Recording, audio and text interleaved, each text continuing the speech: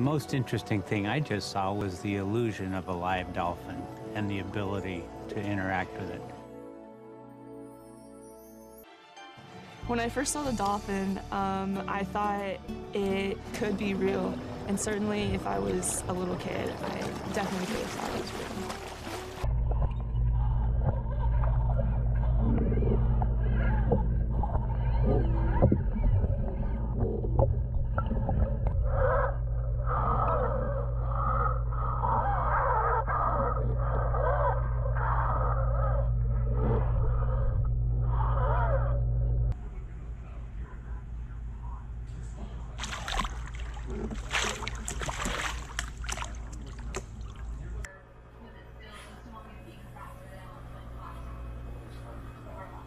It's hard to tell. Maybe the last half of this time, but just be aware of the event screen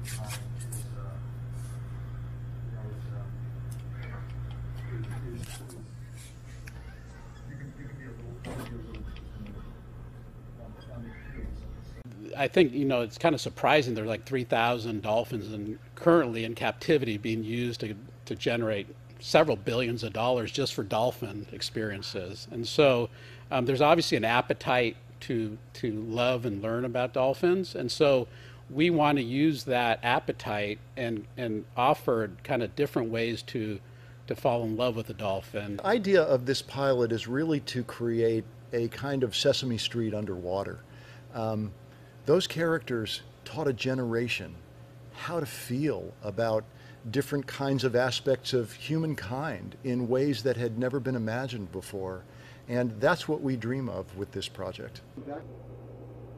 Oh, what a great idea. I'm going to try humans. Dylan wants to know how many humans. It's called the Oceanarium, the Island of Dreams. There is a dolphin that lives there who learned how to understand our language. These kids were making sounds, and then the dolphin came over and said hi.